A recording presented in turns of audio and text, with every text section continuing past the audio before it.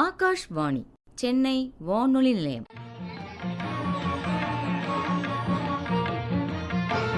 சம்ஸ்கிருத நிகழ்ச்சி. இன்றைய சம்ஸ்கிருத நிகழ்ச்சியில் சாருச்சர்யா உரை நிகழ்த்துபவர் MOP வைஷ்ணவ பெண்கள் கல்லூரியின் சம்ஸ்கிருத துறை உதவி பேராசிரியர் R. சௌமியா அவர்கள்.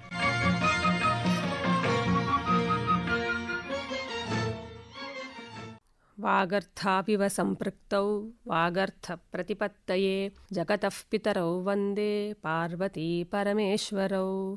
ஸ்ரீ குருப்யோ நமஹ. காஷ்மீரை சேர்ந்த சம்ஸ்கிருத கவி க்ஷேமேந்திரர் என்பவர். இவர் 11ஆம் நூற்றாண்டை சேர்ந்தவர். ராமாயண மஞ்சரி, பாரத மஞ்சரி, பிருஹத்கதா மஞ்சரி என்று இதிகாசங்களையும் காவியங்களையும் சுருக்கமாக எழுதியுள்ளார். இவருடைய அலங்கார கிரந்தம் ஔச்சித்ய விசார சர்ச்சா என்பது மிகவும் பிரசித்தமானது.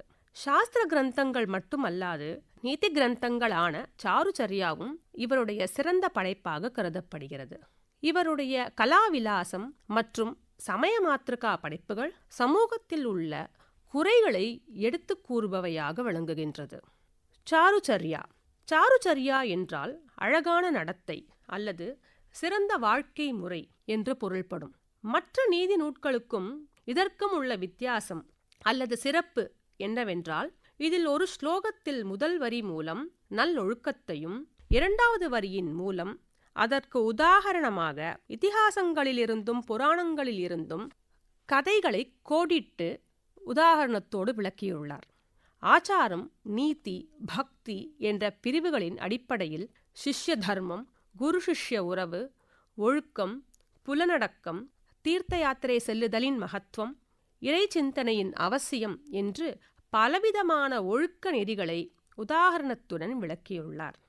அவற்றில் குருசேவா, ஆபத்கால கலா, பாதசௌச்சம், பந்துஸ்நேகா, தீர்த்த யாத்ரா பிராமுக்கியம் மற்றும் பகவத் ஸ்மரணையின் முக்கியத்துவத்தை பற்றி இங்கே பார்க்கலாம். முதலாவதாக குருசேவா. தேவர்களின் குருவான பிருஹஸ்பதியின் மகன் கச்சன். கச்சனை பிருஹஸ்பதியானவர் சுக்ராச்சாரியாரிடமிருந்து மிருத சஞ்சீவினி என்று சொல்லப்படும் இறந்தவர்களையும் பிழைக்கச் செய்யும் வித்தையை கற்று வரும்படி அனுப்பினார். இந்த வித்தையினால் தேவர்களுக்கும் அசுரர்களுக்குமான யுத்தத்தில் இறந்த அசுரர்களை பிழைக்கச் செய்து அசுரர்களின் பலத்தை குறையாமல் பார்த்து கொண்டார் சுக்ராச்சாரியார். அதனால் பிருஹஸ்பதி தன் மகனை அவரிடம் அனுப்புகிறார், அந்த வித்தையை எப்படியாவது அவரிடம் இருந்து கற்றுக்கொண்டு வர வேண்டும் என்று. கச்சன் மிகுந்த ஸ்ரத்தையுடன் குருசேவை செய்து வந்தான். அவனது சுஷ்ரூஷையில் சுக்ராச்சாரியார் மகிழ்ந்தார். ஆனால் அசுரர்கள் கச்சனுக்கு பலவிதமான கஷ்டங்களை கொடுத்து கொண்டே இருந்தார்கள். சுக்ராச்சாரியாரின் மகள் தேவயானி. அவள் கச்சன் மீது காதல் கொண்டாள். அசுரர்களோ எப்படியாவது கச்சனை கொல்ல வேண்டும், அவன் மிருத சஞ்சீவினியை அவரிடமிருந்து பெறக்கூடாது என்பதற்காக ஒருமுறை அவனை கொலை செய்ய திட்டமிடுகின்றனர். அவனை காட்டில் பிடித்து துண்டு துண்டாக வெட்டி விலங்குகளுக்கு இரையாக்கினர். சுக்ராச்சாரியார் இதனை தனது ஞான திருஷ்டியில் அறிந்து மிருத சஞ்சீவினி மந்திரத்தின் மூலமாக அவனை உயிர் பெறச் செய்கிறார். இரண்டாவது முறை அசுரர்கள் கச்சனின் உடலை அரைத்து கடலில் கலந்துவிட்டனர். அப்பொழுதும் அவரை மீட்டுக் கொணர்ந்தார் சுக்ரர். மூன்றாவது முறை மிகவும் தந்திரமாக கச்சனின் உடலை எரித்து சுக்ராச்சாரியார் குடிக்கக்கூடிய மதுவிலே கலந்து அவரையே குடிக்கச் செய்தனர் அசுரர்கள். இப்பொழுது அவர் கச்சனை உயிர்ப்பித்தால் அவர் மரணமடைய வேண்டும். அதனால் அவர் தன் வயிற்றில் இருக்கும் கச்சனுக்கு அந்த சஞ்சீவினி மந்திர உபதேசிக்கிறார். பிறகு சுக்ராச்சாரியாரின் வயிற்றை பிளந்து கொண்டு கச்சன் வெளிவருகிறான். வெளியே வந்த பிறகு அதே மந்திரத்தை பிரயோகம் செய்து சுக்ராச்சாரியாரை உயிர்ப்பிக்கிறான் கச்சன். இவ்வாறு ஒரு வித்தையை கற்றுக்கொள்ள வேண்டும் என்றால் அதில் இருக்கும் கஷ்டங்களை பொருட்படுத்தாமல் எந்த விதமான உடல் உபாதைகளையும் சகித்து கொண்டு அந்த வித்தையை கற்றுக்கொள்வதிலேயே கவனமாக இருந்தான் கச்சன். அதனால் கச்சன் குருபக்தி மற்றும் பொறுமைக்கு சிறந்த உதாரணமாக விளங்கினான் என்பதை இந்த ஸ்லோகம் விளக்குகிறது. வித்யோத்யோகி கதோத்வேகா சேவையா தோஷயேத் குரும் குருசேவா பரஸ்ஸேஹே காயக்லேஷ தசாம் கச்சஹா என்பது. இரண்டாவதாக கலைகளின் கற்றுக்கொள்ளுதலின் அவசியம் பற்றி பேசுகிறார். கலாஹா சதுஷ்ஷஷ்டிஹி. கலைகள் மொத்தம் 64. அனைத்து கலைகளையும் கற்பது என்பது மனிதனின் வாழ்நாளில் சாத்தியமாகாத ஒன்று. ஆகையினால் ஆபத்து காலங்களில் உதவக்கூடிய கலைகளை தேர்ந்தெடுத்து அதற்கான முயற்சியில் தேர வேண்டும். இதையே க்ஷேமேந்திரர் ஆபத்கால யுக்தாசு கலாசு ஸ்யாத் கிருத ஸ்ரமஹ நிருத்தவிருத்திர் விராட்டஸ்ய கிரீட்டி பவனே பவத் என்கிறார். அதாவது ஆபத்து காலத்தில் பயன்படும் கலைகளை பயிற்சி செய்ய வேண்டும். கிரீட்டியான அர்ஜுனன் விராட்ட ராஜ்யத்தில் நடன கலைஞராக பணிபுரிந்தான் என்பது. அதாவது பாண்டவர்கள் தங்களுடைய அஞ்ஞான வாசத்தின் போது தாங்கள் கற்ற கலைகளின் மூலமாகவே பிழைத்தார்கள் என்பது அனைவரும் அறிந்த ஒன்று. அவர்களில் அர்ஜுனன் நடனம் மற்றும் பாட்டிலும், பீமன் சமையல் கலையாலும், தர்மன் தியூத கிரீடா என்று சொல்லக்கூடிய சூதாட்ட கலையை கற்றும், நகுலன் மற்றும் சகதேவன் குதிரை மற்றும் மாடு பராமரிப்பின் மூலம் பிழைக்க வேண்டியதாயிற்று. மாவீரனான அர்ஜுனன் தான் ஒரு சிறந்த வில்லாளியாக இருந்த பொழுதிலும் மற்ற கலைகள் எதற்கு என்ற எண்ணம் இல்லாமல் நடனத்தை கற்றதினால் அவனுடைய ஆபத்து காலமான அஞ்ஞான வாசத்தில் அது அவனுக்கு உதவியாக இருந்தது என்பது தெளிவாகிறது. ஆகவே நாம் கலைகளை கற்க வேண்டும், அதுவும் ஆபத்து காலத்தில் உதவக்கூடிய கலைகளாக தேர்ந்தெடுத்து கற்க வேண்டும் என்பது க்ஷேமேந்திரரின் கருத்து. அடுத்ததாக பந்துக்களுடன் நட்புறவு வேண்டும் என்பதை வலியுறுத்துகிறார். வாழ்க்கைக்கு தேவையான நற்பண்புகளில் ஒன்றாக கருதப்படுவது உறவுகளுடன் பொருந்தி வாழ்தல் என்பது. குற்றம் பார்க்கின் சுற்றம் இல்லை. ந தோஷ தர்சனம் குறியாத் ஸ்வஜனஸ்ய கதாச்சன. உறவினர்களிடத்திலே குறைகளை தேடக்கூடாது என்கிறது மனுஸ்மிருதி. இதனையே க்ஷேமேந்திரர் ந பந்து சம்பந்தி ஜனம் தூஷயேன் நாபி வர்ஜயேத் தக்ஷயஜ்ஞ க்ஷயாய பூத் திரிநேத்ரஸ்ய விமானனா என்கிறார். உறவினர்களையும் குடும்பத்தினரையும் அவமதிக்க கூடாது, விலக்கி வைக்கவும் கூடாது. தக்ஷன் சிவனை அவமதித்ததால் தக்ஷயாகம் அழிந்து தானும் அழிந்தான். தக்ஷ பிரஜாபதி மகா யாகம் ஒன்றை நடத்தினார். அதில் தனது மாப்பிள்ளையான சிவனை அழைக்காமல் அவமதித்தார்.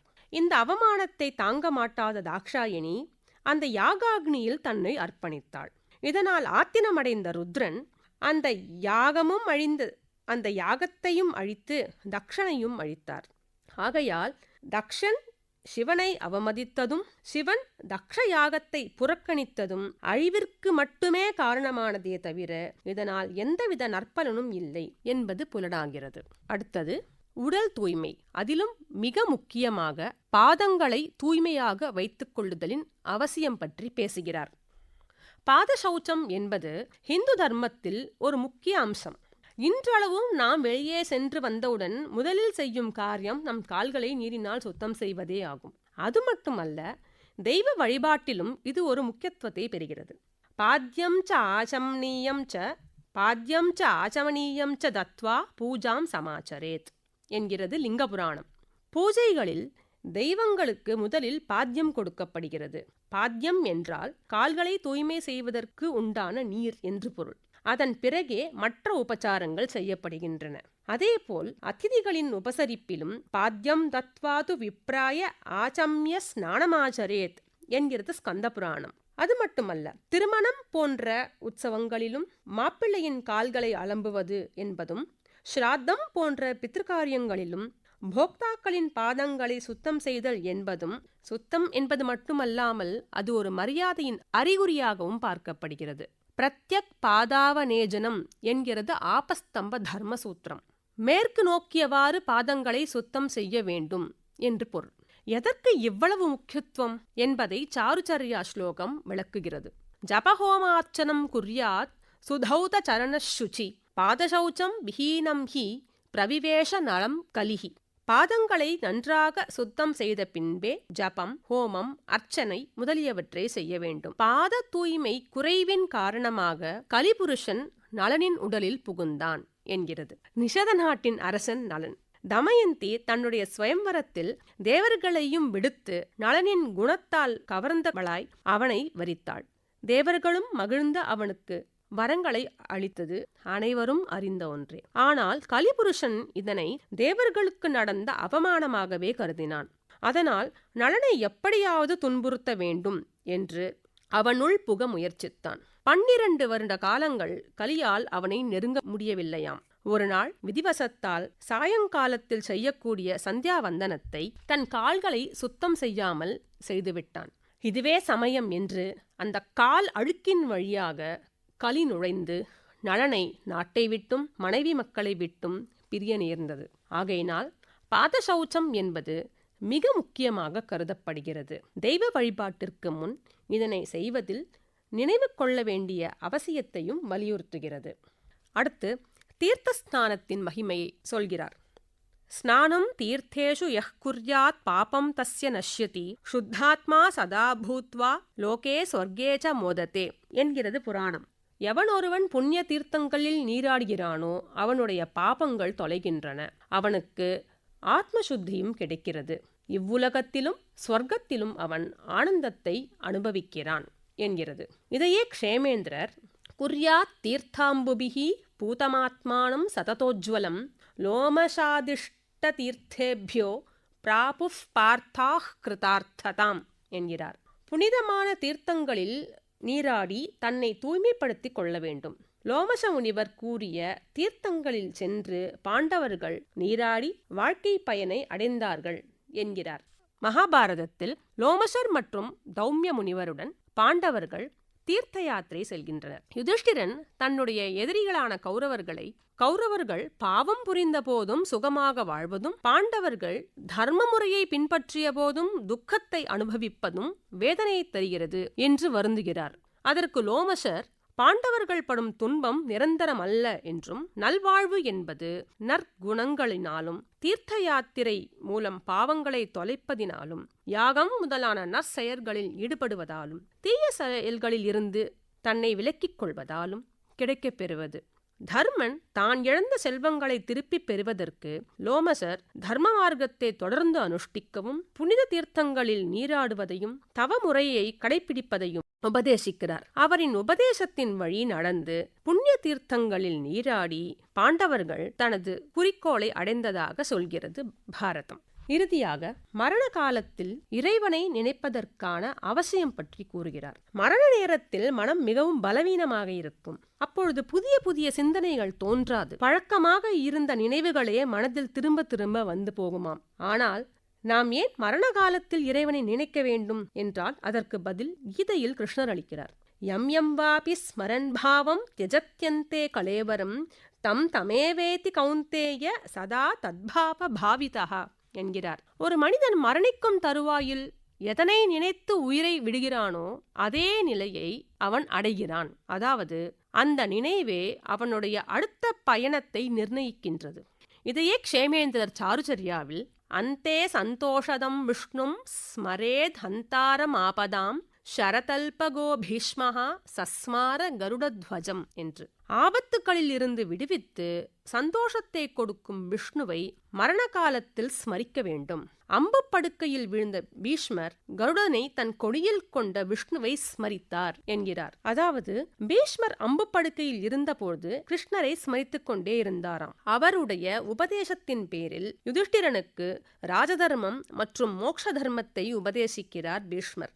அப்பொழுது அவர் உபதேசம் செய்ததே விஷ்ணு சஹஸ்ரநாமம் ஆகும். விஷ்ணுவை நினைத்த காரணத்தினால் பீஷ்மரால் தன்னுடைய இந்திரியங்களை அடக்கி அமைதியான விழிப்புணர்வுடன் தன்னுடைய உயிரை துறக்க முடிந்தது. தன் உடம்பெல்லாம் அம்புகளால் துளைக்கப்பட்டாலும் அதனால் ஏற்பட்ட வலியை பொருட்படுத்தாமல் மாறாக விஷ்ணு தியானத்தினால் மோட்சத்தை அடைந்தார். ஆகவே இவ்வாறு சாருச்சர்யாவில் சொல்லப்பட்ட வாழ்வில் உயர்ந்த கதிக்கு வழியாகிய இந்த ஆச்சாரங்களை பின்பற்றுதலின் அவசியத்தை உணர்ந்து தெளிவோம். தன்யவாதः.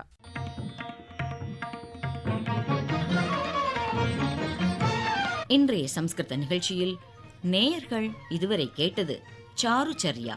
உரை நிகழ்த்தியவர் MOP வைஷ்ணவ பெண்கள் கல்லூரியின் சம்ஸ்கிருத துறை உதவி பேராசிரியர் ஆர் சௌமியா அவர்கள். இத்துடன் இன்றைய சம்ஸ்கிருத நிகழ்ச்சி நிறைவு பெறுகிறது.